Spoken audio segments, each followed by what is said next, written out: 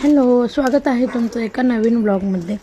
सकाळ सकाळ थोडंसं मॉर्निंग वॉक केलं, सूर्यप्रकाश घ्यावा म्हटलं। थंडी खूप आहे पण थोडं उन्हात फिरलं ना की बरं वाटते।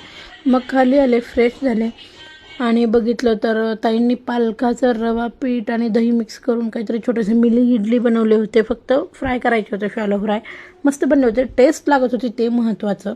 खूप मस्त झाले होते, हेल्दी आणि नाही का, पालेभाज्या खात नसतील मुलं साठी चांगलंच आहे।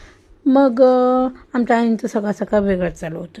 त्यांनी करणार होते कोंदीच्या पोळ्या, म्हणजे आपल्या सोलापूर भागामध्ये शेंगाची पोळी म्हणतात ना, बहुतेक सगळीकडे शेंगाची पोळी, आणि इकडं मराठवाड्यात मी कोंदीच्या पोळ्या असं ऐकले ते, आणि धपाटे जे वेळामावशाला असतात, थापून केलेले धपाटे, असा बेत होता।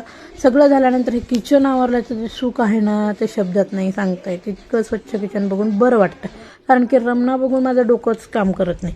मग मी थोडंसं तूप आणि शेंगाची पोळी, मला असं लहान मुलांसारखे रोल करून खायला आवडते, खरपूस थोडीशी भाजायची मस्त लागते। मग जे आमच्या आईंचे आई वडील आले होते ना ते आज गेले, मग त्यांना निरोप दिला, बाय बाय केलं, आणि मग माझं काय विचार विनिमय चालू झालं की पेपर आहे आपला उद्या आणि आपण काय काय करतोय, पण विलाज नाही, सगळं करूनच एक्झाम द्यावी लागणार आहे। भेटू एका नवीन ब्लॉगसोबत, बाय।